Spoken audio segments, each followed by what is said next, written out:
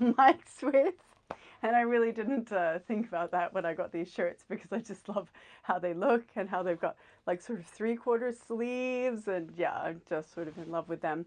But thank you for joining. Back to topic. As you will know, this is me, Raven, and I tend to jumble all over the place with topics and get completely distracted.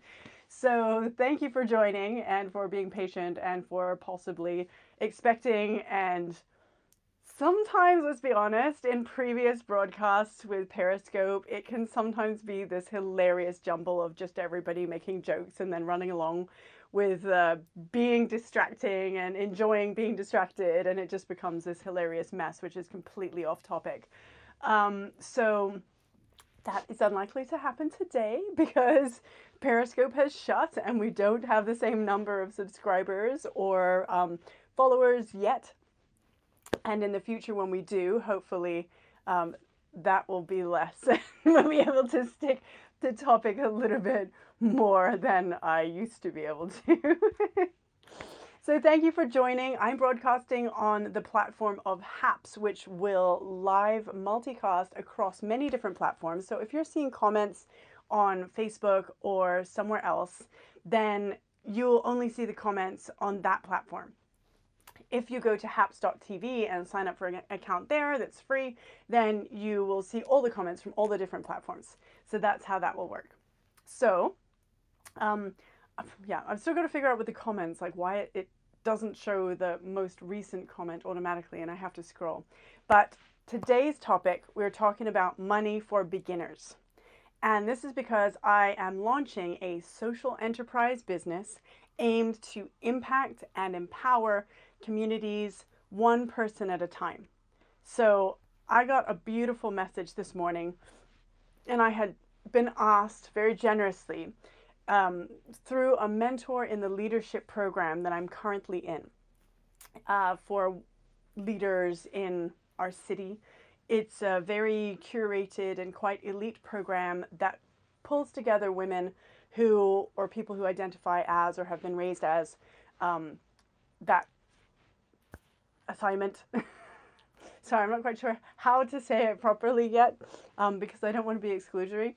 But at this point, it is still a program for people who are allies of gender equality and want to encourage more gender equality. So we have the women's program, which is to help encourage women who have been stuck in some of the traditional constraints of that construct and are hitting glass ceilings.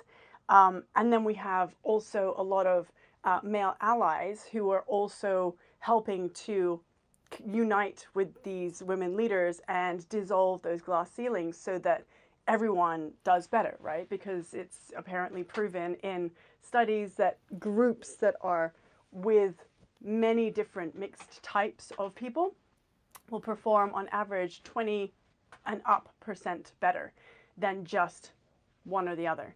So that's a program that I'm in now, ramble. And I got this really great feedback from a little talk that I did, a trial sample talk that I did on beginner's money basics and the 5 pillars of Money Mind. And it was really encouraging because I realized that what my goal is with Money Mind, financial literacy, is to make a difference in one person's life, hopefully yours. And that is all that I want to happen.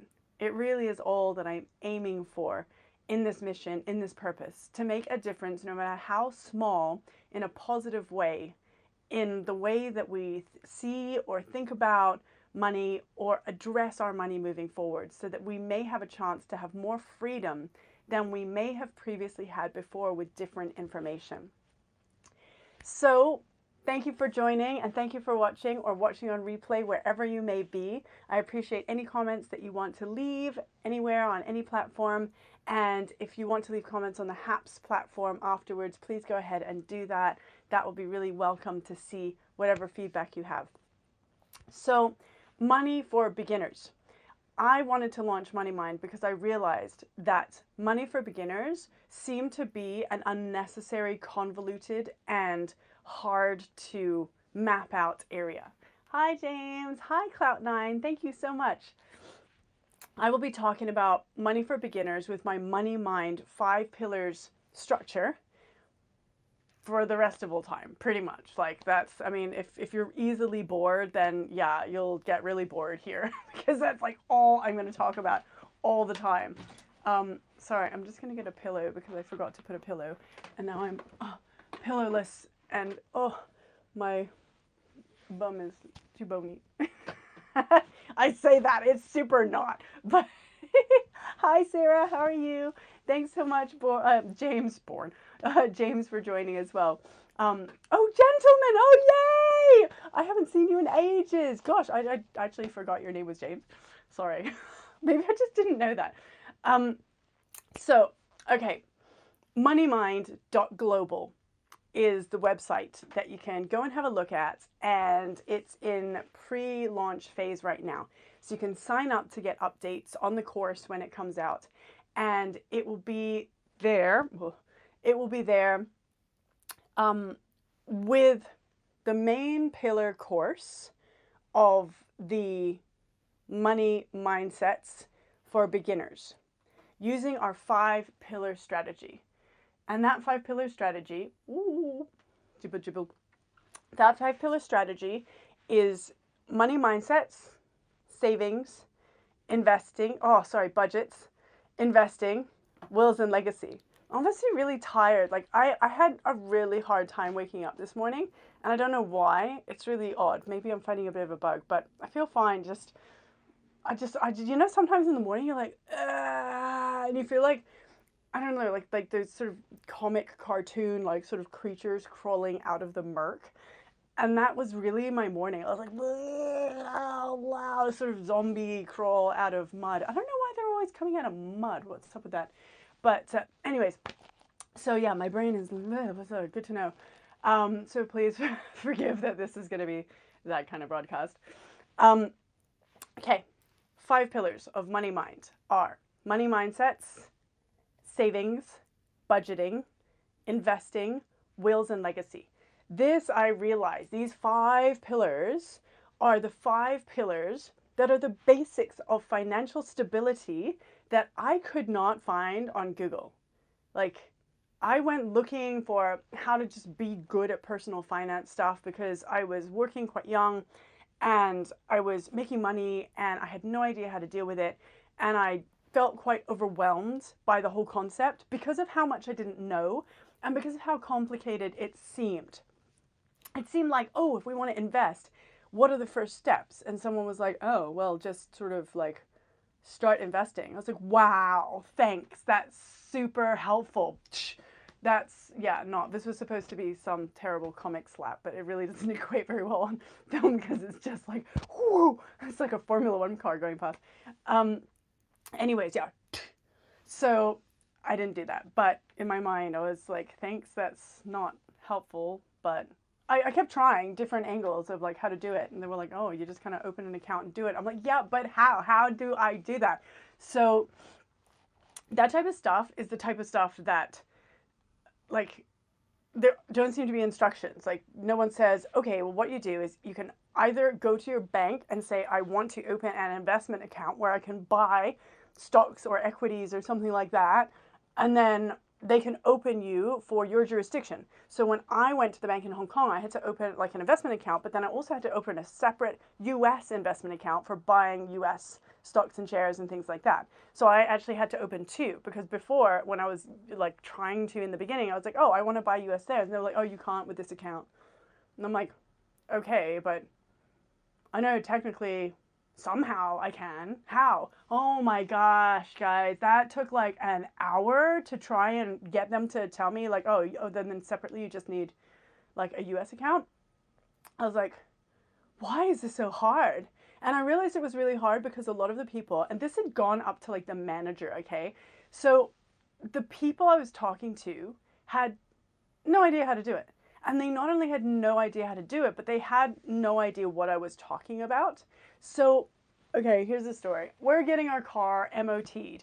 And I say, I'm just going to pop into the bank because we've got like half an hour or more to wait because I want to buy, or I want to check on an ETF, right? I want to check on some tracker ETF in the US. And so I went in and I said, hello, I would just like to check on how I can buy this particular ETF, and whether you have it like listed in the, if it's accessible. Because, some don't have for certain things. Anyway, so some you need to go through certain people, like if they're larger, I think. I don't know. Anyways, but this was like a pretty mainstream one that I should have been able to access. And I was like, I just want to check with the bank if I can access it, because when I go into my account, I can't see it. And I went in, honestly, I went in and I sat there and conversation. Let me just get someone. We'll figure this out. Another person comes. Oh, conversation. 5 people later, I was sitting there like, this is 45 minutes and 5 people later. And at this point, they are all standing there. I don't know what jobs they're meant to be doing, but they're not doing them. They're just standing there like, the manager has to come over. And they all look at the manager. And the manager very sagely says, so, madam, I understand that you're looking for an ETF. I said, yes, I'm asking about a specific ETF that I want to buy, and I just want to know whether I can access it via HSBC. And at this point, I'm really just sitting there for hilarity's purposes because I don't know where this is going. I just went in asking, do you have this available? Like you're going into a supermarket saying, do you have baked beans? Yes, it's in the baked beans section where the big baked beans sign is, lady. And I was like, I don't know what's going on. I don't know why 4 people are having to walk me through this. I just want to know, do you sell this ETF? How do I get it? The manager looks me in the eye and says, madam, an ETF is an exchange traded fund. I was like, okay, thank you so much for your time. That's really helpful and useful. Thank you, everybody. I've really appreciated all the effort in this. I believe that I will be able to figure this out, and I now have to go. And I so appreciate, thank you for explaining to me what an exchange traded fund is, leaving out the fact that I obviously already know what it is since I'm asking about a specific one. And that's the type of experience that a lot of people have when going to try and figure out basic investing stuff. And I'm not a financial industry advisor. I cannot give advice. I can only talk about my own experiences. But I've heard so many stories about people having really weird, confusing situations where they don't really know what's going on. And they think the people that they're talking to do. And the problem is coming where the people don't. They don't know, or they don't understand, or they just don't have enough information of their own to be able to give you any kind of advice or direction that you're actually wanting or needing. So there are plenty of stories in Hong Kong where people go into banks asking how to set up an investment account, and they're sold an insurance product. And they're sold an insurance product that they can't cash out. Hi, thank you. Aw, sweet. That's such a sweet message, Philo. Aw. And so there's all these stories about people going into banks and going into other places and walking out really confused. Walking out more confused. Aw, thank you for my first follow. Walking out of banks more confused than when they went in. So this is part of the problem that I wanted to address with beginner's money stuff. I wanted people to be able to have the tools to be able to say, okay, what do I do? What are the steps? What are we meant to be progressing with here so that we don't get stuck on the first obstacle, which is the first question of how do I do this? That's not where we should get stuck. And one of the things about MoneyMind is that I created these 5 pillars myself based on having gone through years of media, working obsessively, obviously, my personality, and not knowing how to manage my money. And just kind of making a mess of it. Like I did some investments and wasted loads on garbage and clothes that I never wore. Like who has the clothes that they've never worn and they're like, oh, that's so pretty. Maybe I'll wear it one day. And that day is like, I don't know what day that is that I'd be like a different person, that I wear this like frilly polka dot shirt that I think is super gorgeous. But I mean, it's like, wow, that's money that cost per wear was really expensive. And cost per wear is if you buy something for 1,000, okay, 1,000 Hong Kong dollars, so like 100 US dollars, and you wear it 100 times, it's worked out to be cost per wear $1 a time. If you buy something for 20 bucks and you wear it no times, then it's worked out to be 20 times as much as the item that you bought for $100 in terms of cost per wear. So I have loads of like really terrible cost per wear items. And it's really ironic because I found that the items I wear a lot. And so I realized more recently, especially once I really solidified the idea of MoneyMind, I'm going to spend my money selectively. I call it selective spending. And I'm going to buy what I wear and have a few things that I, maybe would like to wear, but maybe won't wear as much. But if I wear something a lot, I'm going to get like 5 of them and I'm going to wear them. So I have like 5 of this top. It comes in a pack of white and black, and on my days off, I'll wear it in black. I have 10 turtlenecks. I have 10 of this other white boat net top that you'll see. I have it also in V-neck. I have like, oh gosh, so sorry. I have like 10 of this blouse that I wear all the time. And, oh, blue, oh, blah. Gosh, you can see it's just my wardrobe doors behind me.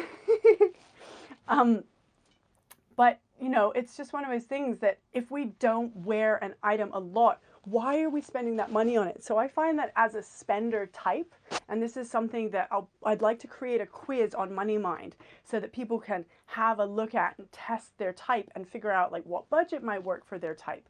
As a spender type, I find it best that I really think about, am I actually going to wear this? Because I will enjoy buying it and I'll enjoy having it, but I have a lot of stuff, like millions of bits of clothes, like in vacuum storage bags under my bed. But do I need to? Is that just, look around at all the things around you. It used to be money. All this stuff used to be money, okay? So all this stuff used to be money is a really, really good reminder of the stuff that we want to be spending money on. If you just look around your space, you're like, wow, does this bring me joy, Marie Kondo style? And was this worth the price I paid for it? Like, do I super love it? Like, there's this really naff peacock vase that's like this, well, okay, it's like a proper like sort of standing vase, and it's made of some like plastic kind of, the really tacky, and it's got a peacock on it, and the peacock's like with this like tail hanging like my hair, except it doesn't look like a rat, obviously, because my hair looks like rat. But the peacocks are like looking really, really gaudy, tacky, like really kitsch, and I love that thing.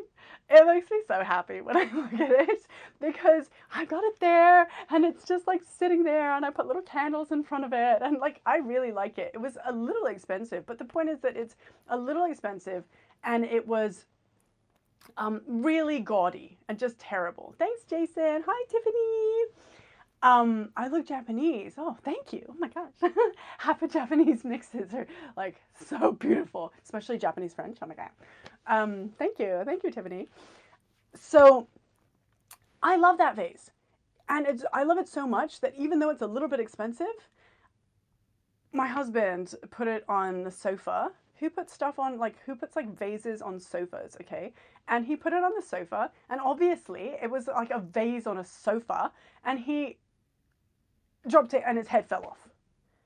So, okay, my peacock was like, right, this beautiful peacock that was all like stately and sort of had the, rat tail, but like beautiful peacock tail was like, and I bought another one.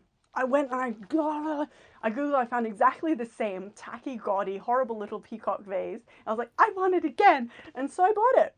I bought it and I had to say goodbye and thank you to the little headless one, right? The guillotined one. But I love that vase. And that's something that I decided to selectively spend on. You know, I didn't have to. It's not necessary. It's kind of taking up space. And I did think, could I just get rid of this thing? Because it really is just taking up space, serves no purpose. It's not a usable vase. It's just a little plastic thing that has a peacock on it. And I think is pretty. But I like it. And I like looking at it. So that type of selective spending makes sense because even though I'm not using it in terms of cost per wear, I still really appreciate it and I see it every day. It's like next to the couch and I put little candles around it. And so I'm kind of interacting with it as part of my home space. And that is something that I've decided to spend on. And that type of spending is what we want to be doing in terms of selective spending, which when we start to do our budgeting area for beginner's money, and we start to say, okay, what's the first step of budgeting? The first step of budgeting is just to track our expenses. Today, I spent this much, this much, this much, because every single expense is a single expense. Grocery store, gas, whatever. Just track it for a week and then keep tracking it for like 3 months and you'll get a really great overview of where exactly your money's going. If you then chuck it into an app, like I Expense It, which is what I use every day, boing, boing, boing, boing, boing, you get little pie charts saying, Raven, wow, you spent a lot on coffee. Like over $100 on coffee this week. Okay, okay, admittedly, I have a lot of meetings. Like I have like 7 to 10 meetings in a day, but that's I was like, wow, I could just be having like table water for some of those meetings, like, or I don't need to have 2, right? So that's selective spending that we start to tie in with our budgeting area, which then empowers us to do much bigger things with the rest of all of our money. So budgeting is the area with beginner's money that is going to empower us the most. So Gentleman says, the problem that a lot of us face, this is from Gentleman Ghost on James Bourne, is on Haps if you can't see it. He has said that it's true that the problem many financial institutions will only help you or offer you products that, or sorry, help you understand products that they can sell you. And this is exactly what Gentleman said, what I experienced, and what I have seen happen to a lot of other people. And then some of these people, I fortunately went in and was able to, because I just revoked it. I went in and claimed grounds of usury because I had asked for one thing and been missold a completely different thing. And I was about 20. Okay. So fortunately I had somebody around who was like, wait, what? You like, what? Because I went home and I was like, I'm really confused about this. Like, and they said, oh, that's not what you were asking for at all. You were just asking to open a trading account to buy stocks or shares or equities, you know, and they sold you an insurance product or an insurance vehicle, which is a different type of thing. Because if you're looking to buy stocks or shares or equities, insurance is different. And you need to know that these things are different. Because, hi Lynchburg. Because if you're asking for one and you get the other, go to the baked beans aisle, right? And you're in the supermarket, where's the baked beans aisle? And you get led to the cookie section. And then you're like, I guess I'm having cookies now, I suppose. No, like we'd just be like, what? False advertising clout, right? So these are the types of beginners money stumbling blocks that I created our 5 pillars to avoid. Originally, the 5 pillars were created because when I went through my journey, I realized that my husband and I discussed it was the right time for him to go into like co-founding a fintech startup. And that journey reveals, it's going great. It's fantastic. But that journey revealed a lot of gaps in my financial knowledge. Yes, they actually led me to believe stocks were insurance because I you know, and insurance vehicles do have a mix of these types of things within them. So technically there are some, but you know, if you go in asking to open a trading account and you get missold an insurance vehicle that locks you in and you cannot get your money out, that is a very, very different thing. Regardless of the fact that there will be underlying equities within both, it's just different, right? Regardless of the fact that, say, pasta and cookies and beans all have carbohydrates in them, they are not the same food. Just like these products are not the same product. And to be sold pasta when you're asking for cookies or asking for beans is a missell. You're asking for beans, and there are plenty of beans products. But if they get a cut for selling you that pasta product, right? Usury. So digital currency, I may kind of talk about it a little bit later. It's because I'm not a financial advisor, I can't really advise or talk about things in terms of like advice on things. Personally, because I'm such a long hold futurist type of like investor type. Like I'm a turtle, okay? We all know that I like take ages to do things and I'm slow at stuff, but I get there and I tortoise. I'm just the tortoise, right? I win at stuff because I plod along. And digital currency is very exciting. Blockchain is very exciting. I am not ever into fast moving transitory things.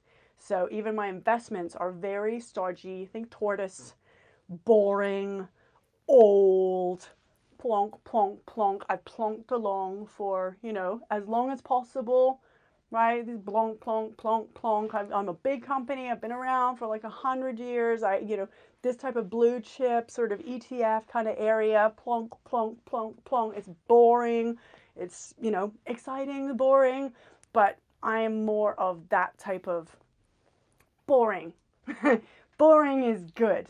And in transition, I don't have the skill, experience, ability, I have dyscalculia, so I don't have the ability to get my head around the numbers that are moving in that time of day trading, fast transactional kind of way. Or really the time that I want to input into tracking what the hell different types of very famous cryptocurrency are doing today versus tomorrow versus, 3.5 minutes after, right?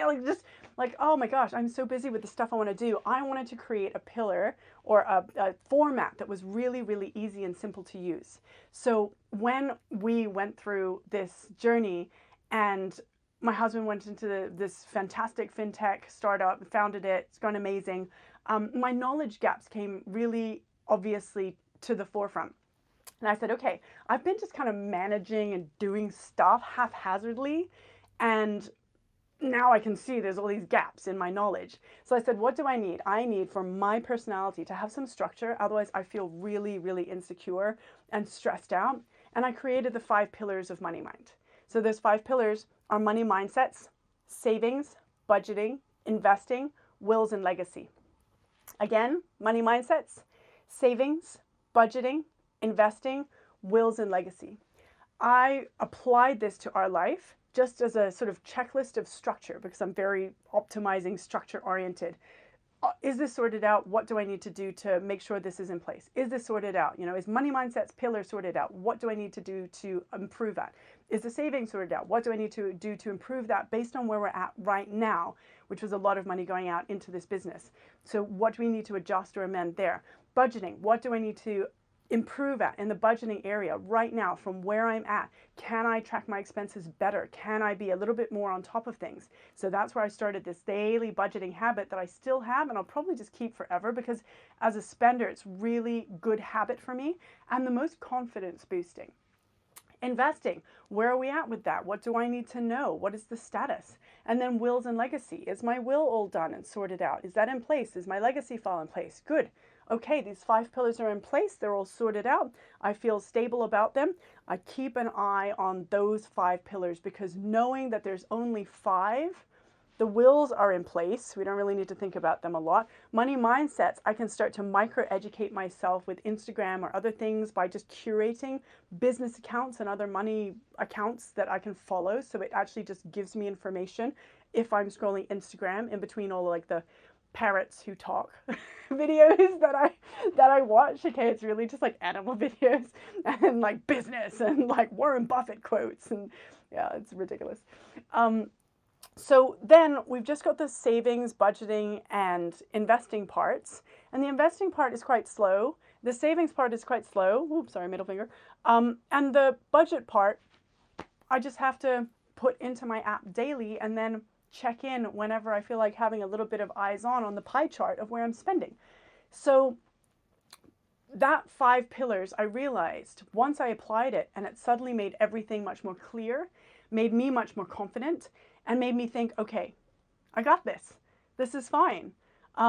With this structure, I'll be able to use it regardless of what situation we're in, and I'll be able to use it to just keep an eye on things for long term. Like, I mean, it's a, you know, it's a basic 5 pillars of financial stability. But after I created it and thought, I might as well share this with people because it could be helpful, I realized that it was actually something people could apply themselves if they wanted. And because I hadn't been able to find it online, I was like, okay, I need to make this available so that other people don't have to go through this enormous journey that I had to go through, and they can get it earlier.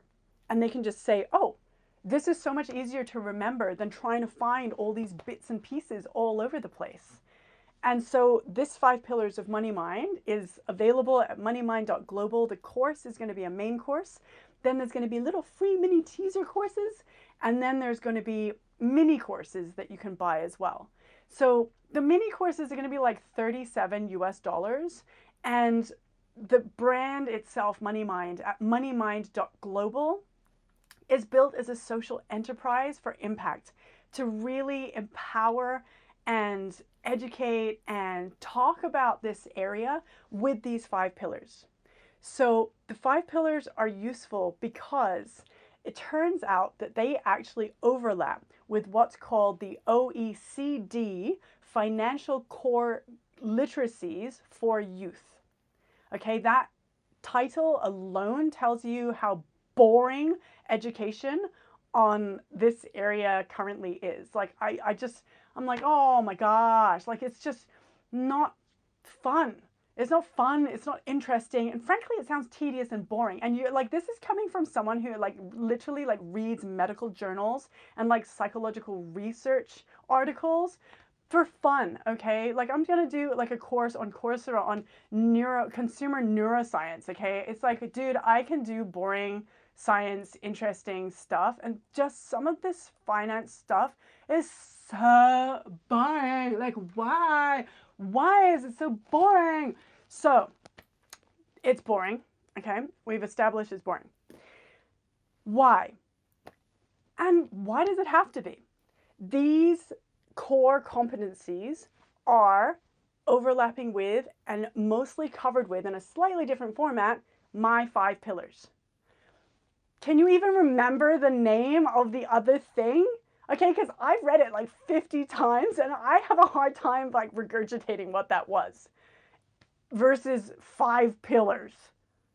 Okay, I was like, okay, I just need to do this because obviously the translation part is causing a lot of like sort of disconnect. People are like, wow, this is intimidating. They didn't even know about this. I didn't even know about this. And I created a course that actually overlapped with it. So I actually only found it once I started to look this stuff up based on the things I had created, and then found that it overlapped with these OECD financial core competencies for youth. And that's supposed to be taught to people between the ages of 15 to 18. I did not get taught that. Did you get taught that? I did not get taught that. I don't know anybody who got taught that. I have not met anyone who's like, oh yeah, I totally got taught like all this stuff when I was like a teenager. And the OECD, okay, it's supposed to be 20, I think it's like in this financial literacy thing, I think it's 36 countries or something, but this is 26 countries that have agreed that these are the financial core competencies for youth that are meant to be like taught in schools. I'm sorry, okay, when I get angry, I start to get really Australian because apparently I was really angry in Australia a lot, or that's just how my accent works, having spent time there. So my husband's like, oh, she sounds Australian, better be careful. So yeah, no, it's just, I am just not okay with the fact, no, the OECD is like the like Organization for Economic Commerce and Development. Like, it's a global organization. This Cloud9 is 26 countries that have said, yeah, these basics are what we agree are good to teach in schools to our teenagers 15 to 17, 15 to 18.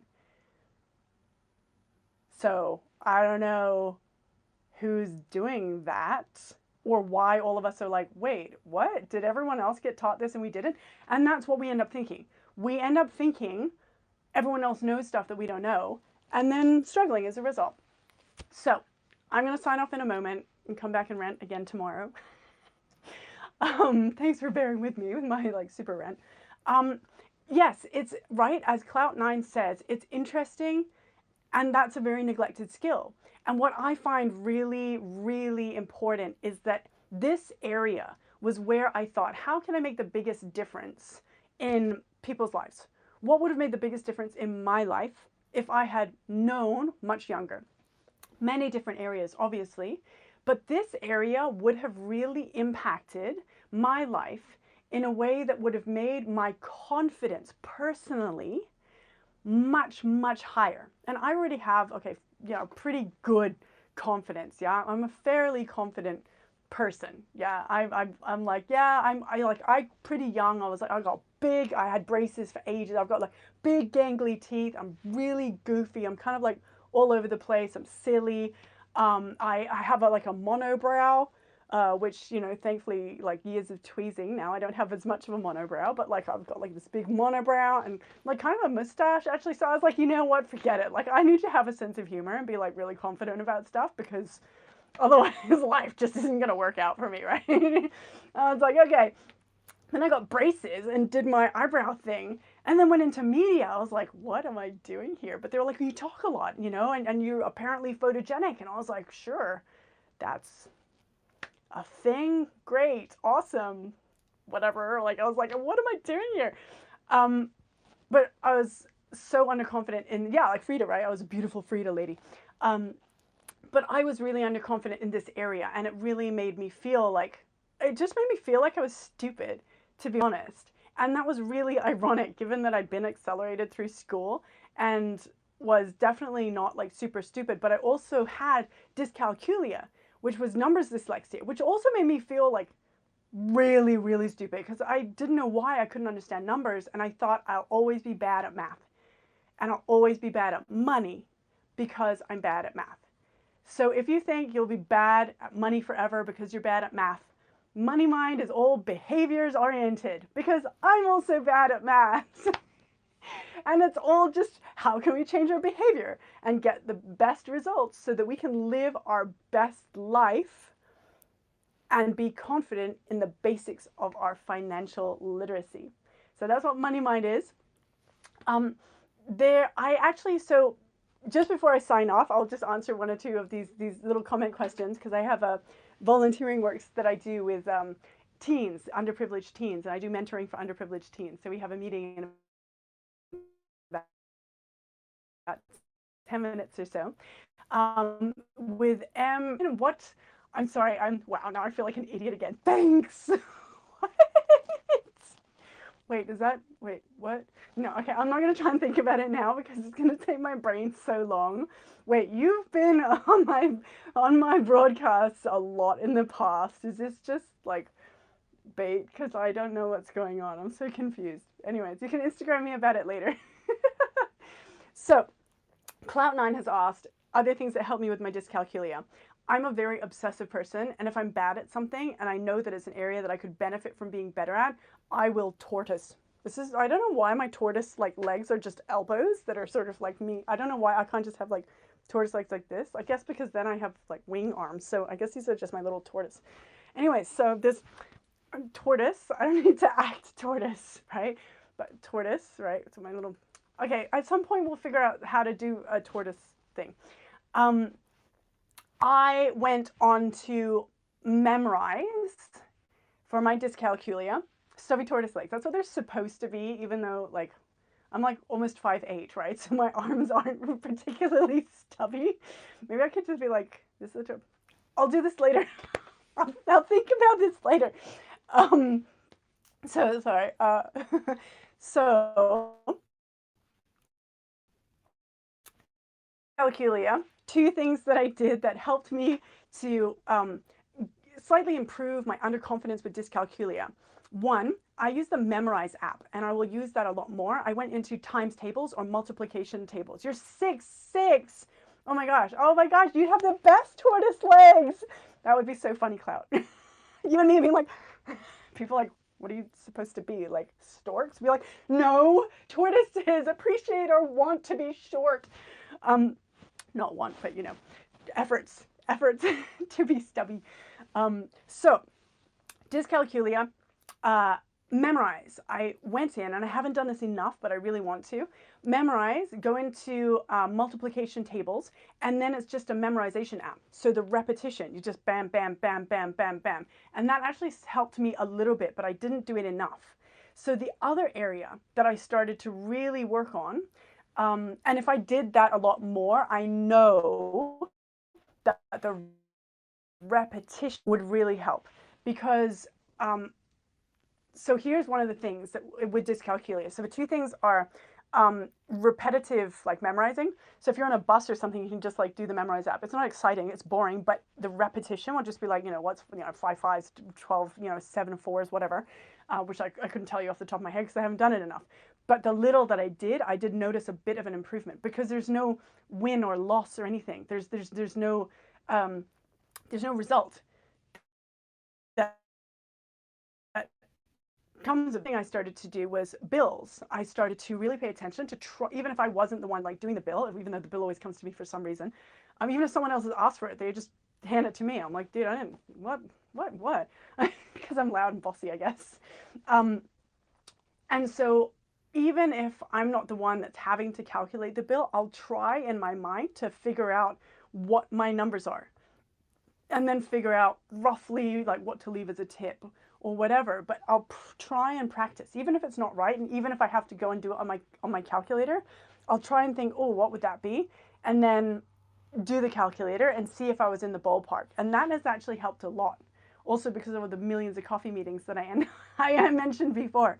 So the Memorize app, I think you can get the Memorize app for free, and then if you want to have it like more topics use, like lots of different languages and things, or physics or physiology or whatever, or NATO alphabet, which was a really cool one.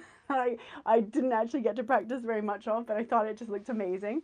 Bravo, Echo, Charlie, blah blah. So, and when it's the alphabet, I should have been able to pick that up pretty quick, but I didn't spend the time on it, but I shall. So Memorize is really, really useful for just using like in between. Like if you've got 5 minutes waiting for a cab, if you're, waiting at a bus stop or something, and you're just, just those types of little glimpses of time I use to help me address my dyscalculia and make a little bit more of just one step in that direction. Because when we have like the first 7 years of our life, like our financial literacy mindsets are developed and absorbed from 3 to 7 years old.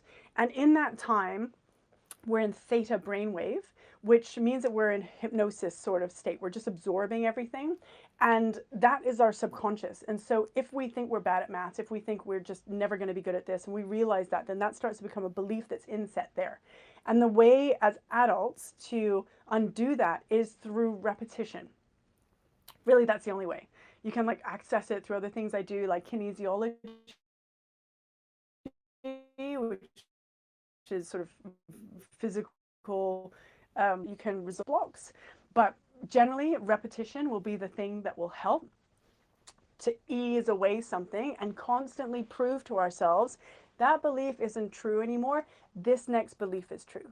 This next one is true. And then the distance starts to grow until that old belief is just in the past and the current belief is different, but baby steps, because you've proven this little sort of self-fulfilling prophecy happening because you're aiming that direction. But each step, like, maybe you're still bad at maths, but you got it right today, or you tried and you got a little bit closer today, or you tried. So then this is sort of starting to move away.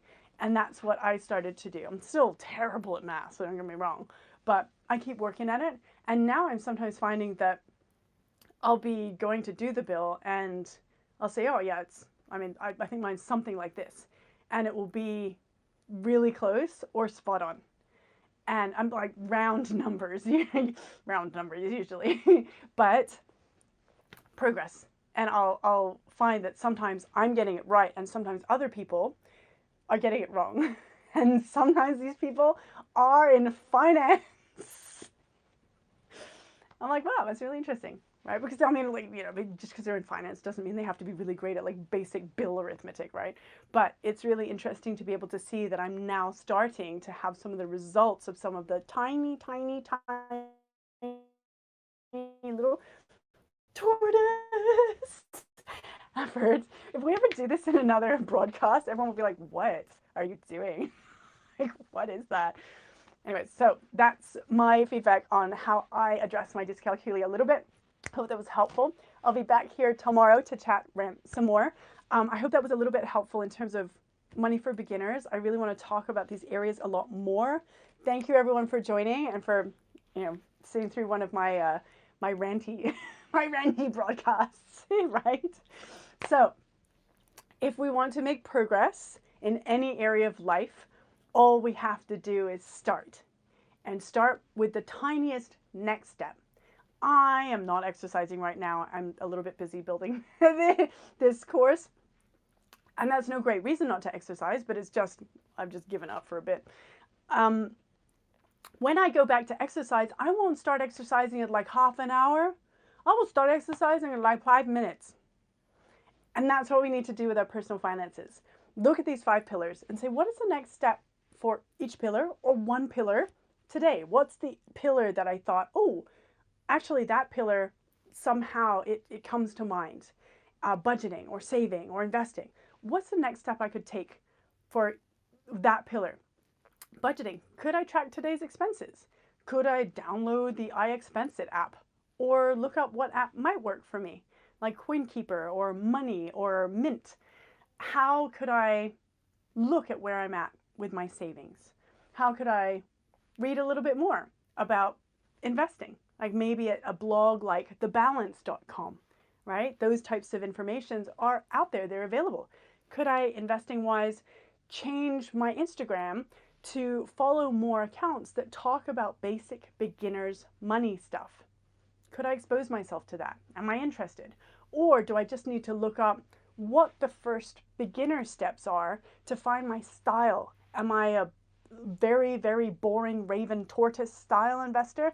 Or am I very exciting?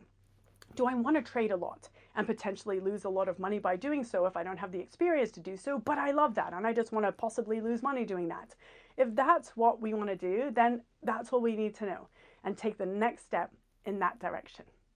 Thanks so much for joining, everyone. If you want to go and support the website, it's MoneyMind.GLOBAL. You can sign up to the sign up website form and that will notify you of launch. There'll be some little free courses that I'm building. Please, patience. It's taken me a really long time. It's just me building it in my little home office with my little wardrobe doors. Thank you, Vanita. But MoneyMind.GLOBAL is the website, and there will be little helpful courses in future, as well as one main course that will cover all of these 5 pillars in a little bit more detail. I'll see you again tomorrow if you're around. Otherwise, catch you next broadcast. Have a great day, and thanks for joining us.